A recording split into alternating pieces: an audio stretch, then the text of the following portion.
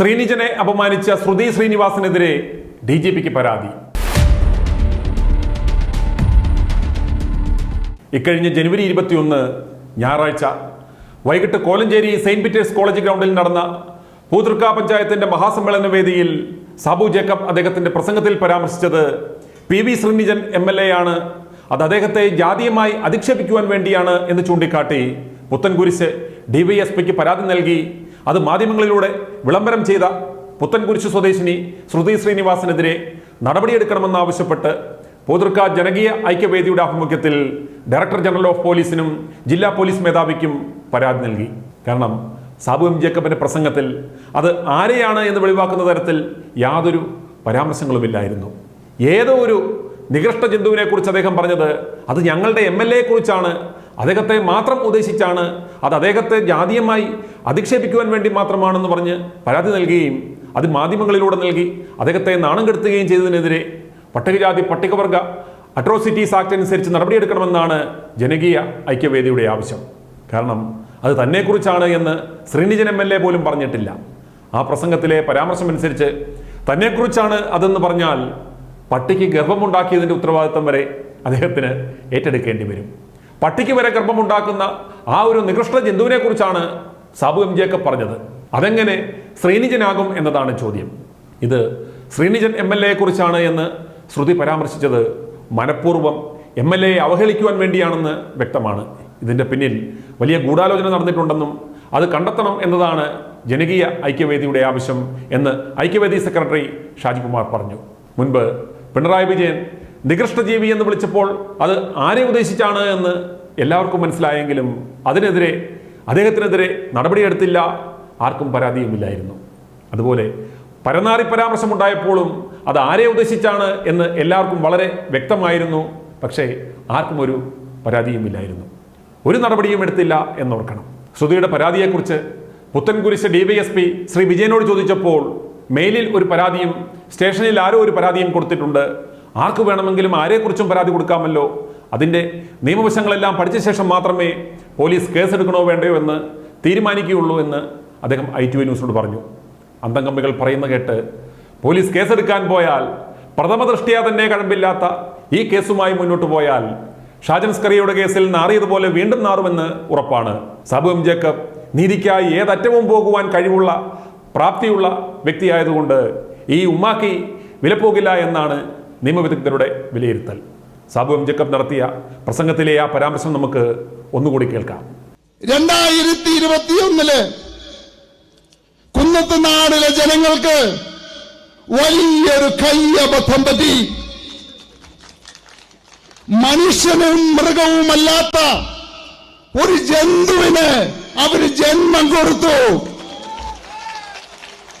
സ്വയം ഉൽപാദന ശേഷിയില്ലാത്ത ഒരു ജന്തു. ആ ജന്തു എല്ലാ ദിവസവും പൗഡറും ഇട്ട് ഇറങ്ങും രാവിലെ.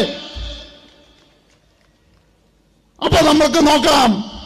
ഞാൻ വിചാരിച്ചു എന്താണ് ഈ ജന്തു ഇപ്പോഴും 2020 പഞ്ചായത്തിലേക്ക് മാത്രം വരുന്നത് എന്ന്. കാരണം പുത്തൻകുരിശ് പഞ്ചായത്തിട്ട് പോകില്ല,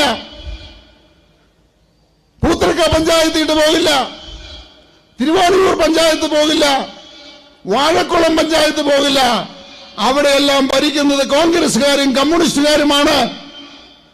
അവിടെ പോയിട്ട് ഒരു കാര്യവുമില്ല, മീറ്റിങ്ങുകൾ നടക്കുന്നില്ല, വികസനം നടക്കുന്നില്ല.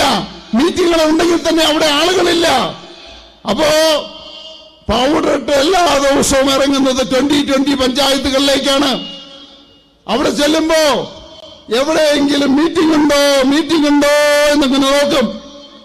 അങ്ങനെ നോക്കി എവിടെയെങ്കിലും മീറ്റിംഗ് ഉണ്ടെങ്കിൽ പതുങ്ങി അതിനകത്ത് ഈ കാട്ടുമാക്കാന്മാര് കയറിയിരിക്കുന്ന മാതിരി 32 പല്ലും കാണിച്ച് കിട്ടുന്ന കസേരയിൽ കയറിയിരിക്കും. ഒറ്റ ഇരിപ്പ. എന്നിട്ടോ ആരും ഗമനിക്കില്ല. മീറ്റിംഗ് കഴിയും, എല്ലാവരും പിരിയുമ്പോ തിന്നാനായിട്ട് എന്തെങ്കിലും ഉണ്ടെങ്കിൽ അതൊക്കെ പറക്കി തിന്നിട്ട് വീണ്ടും ഇറങ്ങി അടുത്ത പഞ്ചായത്തിലേക്ക്, അടുത്ത സ്ഥലത്തേക്ക്. അങ്ങനെ പോകുമ്പോഴാണ് മലയിടത്തുരുത്ത് റോഡില് ഭംഗിയുള്ള കേരളത്തിൽ കാണാത്ത ഭംഗിയുള്ള മനോഹരമായിട്ടുള്ള ഒരു സ്കൂള് പുള്ളി അവിടെ കയറി ഉദ്ഘാടനം ചെയ്തു. എന്നിട്ട് എഴുതി വെച്ചു, ഇതിന്റെ തന്ത ഞാനാണ് എന്ന്. അവിടെ നിന്ന് ഇറങ്ങി വീണ്ടും പോയി എങ്ങോട്ടാണ്? വെലങ്ങിലേക്ക്. അവിടെ ചെന്നപ്പോ വീണ്ടും ഒരു സ്കൂള്, അവിടെയും കയറി ഉദ്ഘാടനം ചെയ്തു, എഴുതി വെച്ചു, ഇതിന്റെയും തന്ത ഞാനാണെന്ന്.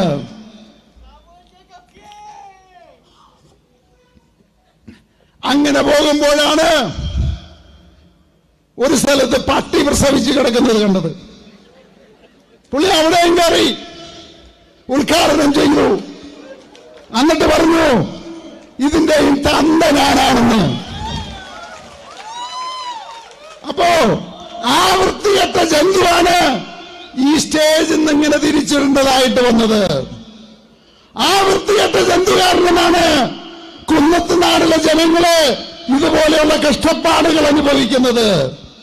ആ വൃത്തികെട്ട ജന്തുവാണ് നമ്മുടെ കിഴക്കമ്പലം നെല്ലാട് റോഡ് ഇതുപോലെയായി ജനങ്ങൾ ദുരിതം അനുഭവിക്കുന്നത്. ആ ജന്തു കാരണമാണ് എരപ്പമ്പാറ അനിലിച്ചോട് റോഡ് പണിയാൻ സാധിക്കാത്തത്. അതുപോലെ തന്നെ പല റോഡുകളും ഇന്ന് പണിയാൻ സാധിക്കാതെ കിടക്കുന്നു. അപ്പൊ പ്രിയപ്പെട്ടവരെ, നമ്മളൊരു കാര്യം മനസ്സിലാക്കണം, ഈ അബദ്ധം ഇനി 2026 നമുക്ക് സംഭവിക്കരുത്. i2i News, an eye for truth. i2i News subscribe ചെയ്തിട്ടില്ലാത്തവർ ഇപ്പോൾ തന്നെ സബ്സ്ക്രൈബ് ചെയ്യുക. നോട്ടിഫിക്കേഷൻ ലഭിക്കുവാൻ ബെൽ ബട്ടണും അമർത്തുക.